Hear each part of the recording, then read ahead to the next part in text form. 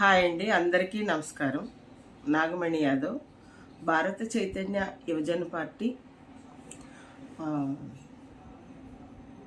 State co convener. మీ అందరికీ నమస్కారాలు. ఇక ముఖ్యంగా మాట్లాడటానికి ఎందుకు ఈ వీడియో చేస్తున్నానంటే రాజేష్ మహాసేన్ గారు మీరు ఒక వీడియో చేసి పెట్టారు. దాని గురించి చిన్న ఏదో కొంచెం మనం మాట్లాడుకుందాం. అది ఏంటి అని అంటే, మీరు రామచంద్ర యాదవ్ గారిని పేరు పెట్టే పిలుస్తాను, మేము ఒక తోటి వాళ్ళమే కదా అనేసి మీరు ఫస్టే ఒక మాట మాట్లాడారు. రామచంద్ర యాదవ్ గారిని పేరు పెట్టు పిలవటానికి ఆయన 2 రాష్ట్రాలకి అధ్యక్షులు. మీరు ఎలా పేరు పెట్టి పిలుస్తారు? అది కరెక్ట్ కాదు. రామచంద్ర యాదవ్ గారిని ఎవరైనా సరే మర్యాదపూర్వకంగానే పిలవాలి. First point. రెండో పాయింట్ ఏంటంటే, మీరు చంద్రబాబు నాయుడు గారిని రామచంద్ర యాదవ్ గారు ఏదో అనేసారని చెప్పేసి మీరు బాధపడుతున్నారు, ఆవేదన చెందుతున్నారు. చాలా తెలివిగా బీసీలకి చంద్రబాబు నాయుడు గారికి బీసీలను దూరం చేస్తున్నారు అనేసి పెట్టారు. చంద్రబాబు నాయుడు గారిని బీసీలకి దూరం చేస్తున్నారు అని అంటే 4 సార్లు సీఎం అయ్యారు, సరిపోదండి. ఒకసారి ఒక బీసీ నాయకుడికి కూడా అవకాశం ఇవ్వాలి కదా. దానికి చంద్రబాబు నాయుడు ప్రోత్సహించాలి. ఇంకా మేము పట్టుకుని వదలము అని అంటే అది కరెక్ట్ కాదు. ఇంకొక విషయం మాట్లాడుకుందాం. బీసీలని చంద్రబాబు నాయుడు గారికి ఎవరు దూరం చేయలేదండి. చంద్రబాబు నాయుడు గారే బీసీలకి ద్రోహం చేస్తున్నారు. అది మీరు అలా చెప్పకుండా మీరు ఇలా చెప్తున్నారు. అది మీరు అసలు ఒకసారి మీరు కరెక్ట్గా ఆలోచించండి, ఎలా చెప్తే బాగుంటుందో. బీసీలని ఎవరెవరికి దూరం చేస్తున్నారు, బీసీలకి ఎవరు అన్యాయం చేస్తున్నారు అనేది కూడా మీరు ఒకసారి ఆలోచించండి. మీరు ఒక విషయం మర్చిపోతున్నారు. మీకు తెలుగుదేశం పార్టీ ఎమ్మెల్యే సీటు ఇచ్చిన తర్వాత హిందువులందరూ కూడా మీ మీద ఆగ్రహం చెందారు, మండిపడ్డారు. ఎక్కడ మీకు ఎమ్మెల్యే సీటు ఇస్తే మా సీటు చిరుగుద్దా అని చెప్పేసి మీ నాయకులు మిమ్మల్ని పక్కన పెట్టి వేరే వాళ్ళకి ఇచ్చారు. ఇప్పుడు కూడా మీరు ఇలా మాట్లాడితే రేపు పొద్దున్న మీ వెనకాల మీ వాళ్ళు అనేవాళ్ళు ఉంటారు కదా, అందరం మనం ఒకటేననుకోండి, వాళ్ళకి రేపు పొద్దున్న సీట్ రావద్దా? వాళ్ళు కూడా ఎమ్మెల్యే కిందో ఎంపీ కిందో లేకపోతే ఏదో ఒకటి చేయాలని వాళ్ళకి ఆశ ఉంటుంది. మీరు ఇలా అడ్డదిడ్డంగా మాట్లాడుతూ వెళ్తుంటే రేపు పొద్దున్న మీ వాళ్ళకి ఏ పదవులు అవసరం లేదని మీరు భావిస్తున్నారా? ఇంకొక విషయం, బీసీలని ఎవరు దూరం చేస్తున్నారు? చంద్రబాబు నాయుడు గారికి. అది రాంగ్. చంద్రబాబు నాయుడు గారు బీసీలకి అన్యాయం చేస్తున్నారు. ఎందుకంటే 78 సంవత్సరాల నుంచి మా వాళ్ళు పోరాడుతూనే ఉన్నారు. సరే, ఎన్టీ రామారావు గారు వచ్చారు, తీరుస్తారు అనుకున్నారు. ఎన్టీ రామారావు గారు తీర్చలేకపోయారు. ఆ తర్వాత చంద్రబాబు నాయుడు గారు వచ్చారు, తీర్చలేకపోయారు. ఆ తర్వాత రాజశేఖర గారు వచ్చారు, ఆయన తీర్చలేకపోయారు. తర్వాత జగన్మోహన్ రెడ్డి గారు వచ్చారు, తీర్చలేకపోయారు. మళ్ళీ మీరు వచ్చారు, మీరు తీర్చట్లేదు. రామచంద్ర యాదవ్ గారికి మీరు పర్మిషన్ ఇచ్చారా? ఎవరంటే ఇచ్చింది? చంద్రబాబు నాయుడు గారా? రాజేష్ మహాసేన్ గారు ఏమన్నా అంటే అన్నామంటారు కదా. మీకు కళ్ళు కనిపించట్లేదండి, కొంచెం కళ్ళజోడు పెట్టుకుని, చెవులకి వినిపించట్లేదేమో చెవిటి మిషన్ పెట్టుకుని, ఒకవేళ మిషన్ పెట్టుకోండి, చెవుడు అన్న అనుకుంటా. మీకు పర్మిషన్ ఇచ్చారా? రామచంద్ర యాదవ్ గారు కోర్టు నుంచి పర్మిషన్ తెచ్చుకున్నారండి. అయ్యో, వీడియో చేసేటప్పుడు అన్నీ వాకప్ చేసి వీడియో చేయండి రాజేష్ మహాసేన్ గారు. ఏదో మీకు తోసింది మీరు మాట్లాడేస్తే ఎలాగండి? అయ్యో. ఇంకొకటి ఏంటన్నారు, చంద్రబాబు నాయుడు గారిని చాలా మాటలు అన్నారు. వాళ్ళ కొడుకుని పుత్రరత్నం అనేసి ఏళనగా మాట్లాడారు, వాళ్ళ మనవడి గురించి కూడా మాట్లాడారు అన్నారు కదా మీరు. అయ్యో రాజేష్ మహాసేన్ గారు మళ్ళీ నేను వాళ్ళ కొడుకు మనవడి గురించి ఏమన్నారో నేను వినలేదు అంటున్నారు. ఈ తప్పు మాట్లాడారు, ఒప్పు మాట్లాడారు, వాళ్ళ విజ్ఞతకే వదిలేస్తుంది అనేసి అన్నారు. ఇప్పుడు మేము మీ విజ్ఞతకి ఒకటి వదిలేస్తున్నామేనండి. అదేంటి అంటే చంద్రబాబు నాయుడు గారు చేసే తప్పుల వరకే మాట్లాడారు.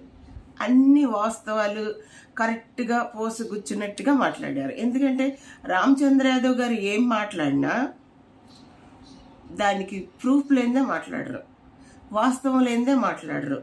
ప్రజలు ఇది కూడా గమనించాలి. అన్ని ప్రూఫ్తో సహా తీసుకుని ఆయన మాట్లాడతారు. ఎందుకంటే అందరిలాగా ఏది పడితే అది వాగేసి తర్వాత మేము వాగలేదు అనే మనస్తత్వం కాదైంది. సూటిగా సుత్తి లేకుండా మాట్లాడతారు. ఓకే, ఇంకా వాళ్ళ మనవడి గురించి ఏమన్నారు?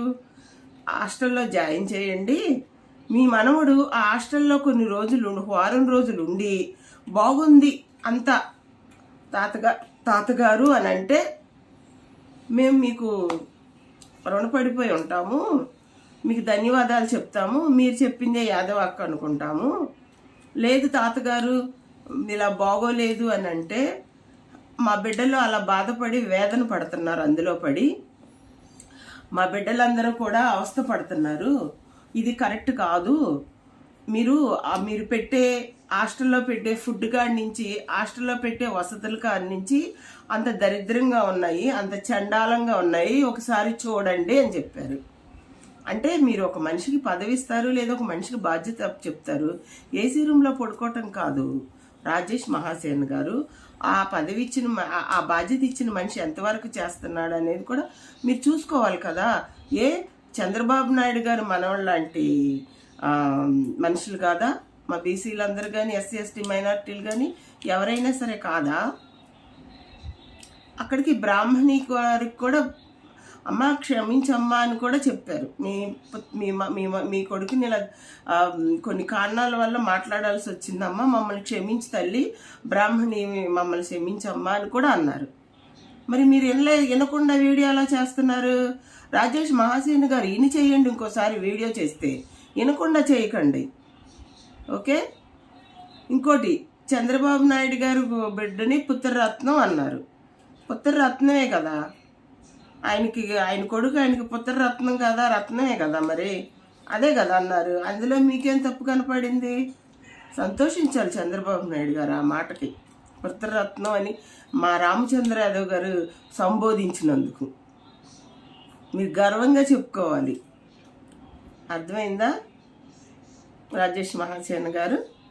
ఇంకోటి ఏంటి అని అంటే ఇంకోటి ఏమన్నారు? ఈనాడిని ఆంధ్రజ్యోతిని అన్నారు, సాక్షిని అనలేదేంటి అన్నారు. ఈనాడు ఆంధ్రజ్యోతి, ఇప్పుడు మన ఈనాడు పేపర్ ఉంది, అదే TV9 ఆంధ్రజ్యోతి ఉందంటే, సాక్షి పేపర్ ఉందంటే వాళ్ళ గురించి మాట్లాడతలేదు, జగన్మోహన్ రెడ్డి గురించి మాట్లాడతలేదు, పెద్దిరెడ్డి ఏదో చేశాడు, జగన్మోహన్ రెడ్డి సాక్షి పేపర్ గురించి మాట్లాడతలేదు అని అంటున్నారు కదా. జగన్మోహన్ రెడ్డి ఏమన్నా ఇప్పుడు పరిపాలనలో ఉన్నారా ఏంటి ఆయన గురించి మాట్లాడటానికి? జగన్మోహన్ రెడ్డి గారు పరిపాలనలో ఉన్నప్పుడు పులివెందులు వెళ్ళి కేసు పెట్టి వచ్చిన ఒక్క మగాడు, సింహం సింగిల్గా వచ్చింది. ఏ రాజకీయ వారసత్వాన్ని అడ్డం పెట్టుకుని రాలేదు రాజేష్ మహాసేన్ గారు.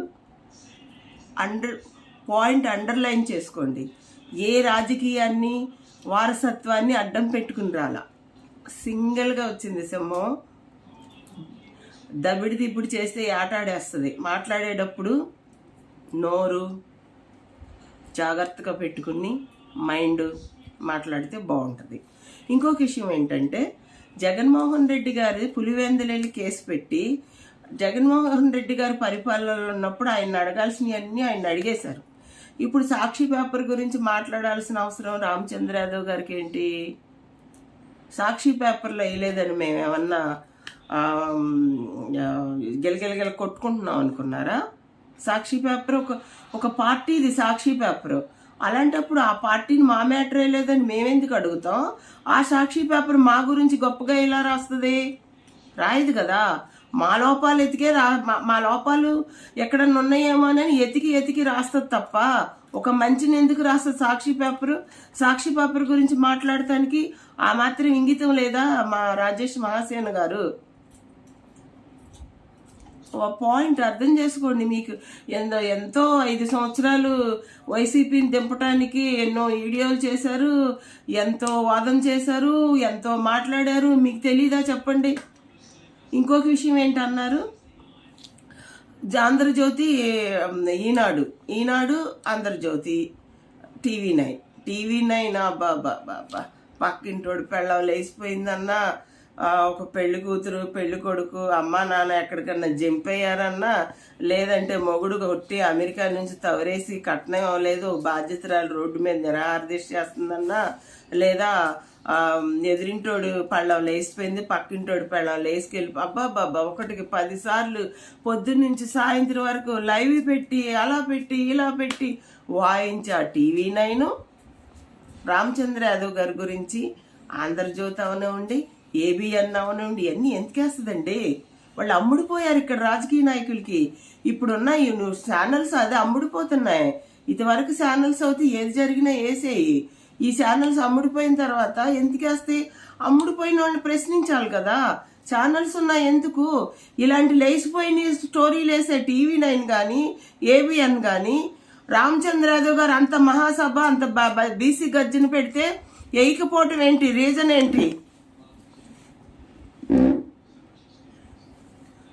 ఏంటి? దేనికి వేయలేదు చెప్పండి? అంటే అమ్ముడిపోయినట్టే లెక్క కదా. అలాంటి వాటిని ప్రశ్నించకూడదా? నిలబెట్టకూడదా? రాజ్యాంగంలో ఏమన్నా రాసుందా ప్రశ్నించకూడదని? సోషల్ మీడియా దేనికి ఉంది?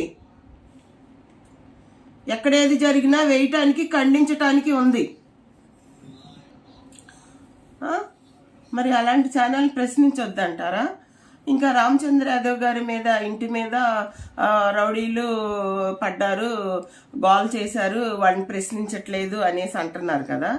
అవును, పెద్దిరెడ్డి కామెడీ చేశాడు ఏదో చూపిస్తున్నావు. పెద్దిరెడ్డి కామెడీ చేస్తారు, ఆయన కామెడీ చేయటం ఎన్నతో పెట్టిన విద్య. కామెడీ చేశాడు. ఇప్పుడు ఆ కామెడీని మాకు మీరు పనిగట్టుకుని చూపించాల్సిన అవసరం ఏం లేదు. పెద్దిరెడ్డి గారిని ఎక్కడ ఎలా కొట్టాలో ఎక్కడ ఎలా నొక్కాలో తెలియకుండా రామచంద్ర యాదవ్ గారు ఆయన మీద పోరాటం చేయట్లేదు. దాన్ని మీరు జగన్మోహన్ రెడ్డిని పెద్దిరెడ్డిని టార్గెట్ చేయండి అని మీరు మరీ మాకు నొక్కి తొక్కి వివరించాల్సిన అవసరం లేదు. రాజేష్ మహాసేన గారు, మీ తెలివితేటలో జగన్మోహన్ రెడ్డి గారి మీద చూపించి బాగా ఎక్కువైపోయినట్టున్నాయి.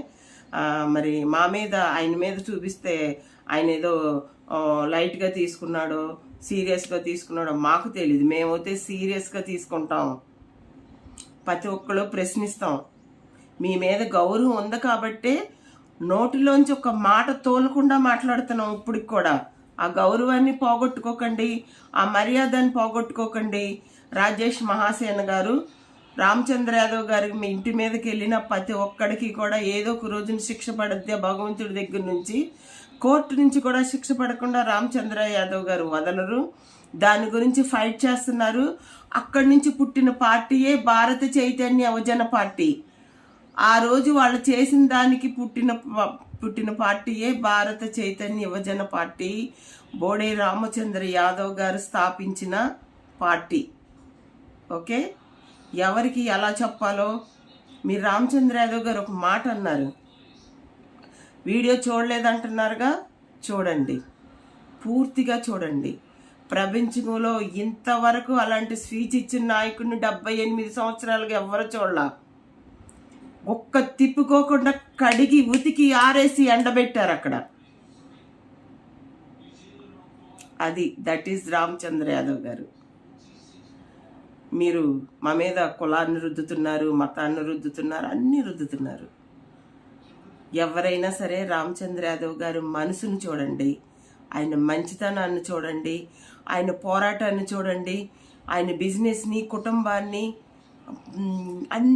వ్యాపారాలని అన్నిటినీ పక్కన పెట్టి ఆయన టయాన్ని బీసీల కోసం వినియోగించారు. బీసీల కోసం చేసే పోరాటాన్ని ప్రతి బీసీ గమనిస్తున్నాడు. ప్రతి బీసీ కూడా ఈ పోరాటంలో పాల్గొంటాడు. రేపు రామచంద్ర యాదవ్ గారు ఆమరణ నిరాహార దీక్ష వెళ్ళేదాకా కూడా తీసుకొచ్చారో మీ రాజకీయానికి మీరు అంతం పలకాల్సి ఉంటాయి దగ్గరకు వస్తుంది. అప్పుడు మీరు రామచంద్ర యాదవ్ గారు పెట్టిన 5 డిమాండ్లని కూడా మీ నాయకుడు మీ చంద్రబాబు నాయుడు గారికి మీ సీఎం గారికి ఒకసారి తెలియచేయండి. రాజేష్ మహాసేన గారు పాపం మీరు బాగా ఆప్తులు కదా ఆయనకి, పాపం మిమ్మల్ని చాలా బాగా ఉపయోగించుకున్నారు. ఇంకొక విషయం పవన్ కళ్యాణ్ గారి గురించి రామచంద్ర యాదవ్ గారు మాట్లాడలా, ఓన్లీ రాజకీయం గురించి మాత్రమే మాట్లాడారు, పార్టీ గురించి మాత్రమే మాట్లాడారు. ఓకే, మళ్ళీ దాని పవన్ కళ్యాణ్ ఫ్యాన్స్కి ఏదో రామచంద్ర యాదవ్ గారు అన్నారయ్యా మీరు రామచంద్రయ్యని తిట్టండి అని చెప్పేసి క్లూ ఇస్తున్నారా? పవన్ కళ్యాణ్ ఫ్యాన్స్కి కూడా న్యాయం ధర్మం తెలుసు. పవన్ కళ్యాణ్ ఫ్యాన్స్కి రామచంద్ర యాదవ్ గారి నిజాయితీ తెలుసు. ఆయన ఎంత కష్టపడుతున్నాడో తెలుసు, ఎంత పోరాటం చేస్తున్నారో తెలుసు. మీరు దోపం వేస్తే ఎవ్వరూ రెచ్చిపోరన్నా, రెచ్చిపోయి మాట్లాడటానికి అవకాశం లేదు. రాజేష్ మహాసేన గారు ఆ రామచంద్ర యాదవ్ గారి మీద ఏది పడితే అది వాగితే ఎవడైనా సరే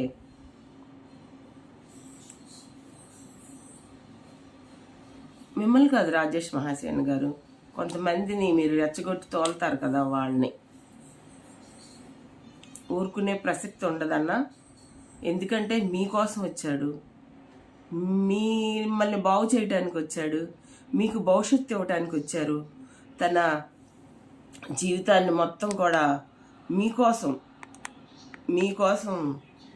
త్యాగం చేస్తున్నారు, మీకోసం కష్టపడుతున్నారు, అలమటిస్తున్నారు. ఎలా అయిపోయారో చూసారా? పర్మిషన్ ఇవ్వకుండా ఆయన్ని నా ఇబ్బందులు పెట్టి కోర్టుకు వెళ్ళి పర్మిషన్ తెచ్చుకోవాల్సిన దుస్థితి పట్టింది.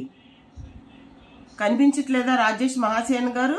చంద్రబాబు నాయుడు గారు పర్మిషన్ ఇస్తే కోర్టుకి ఎందుకు వెళ్తాం?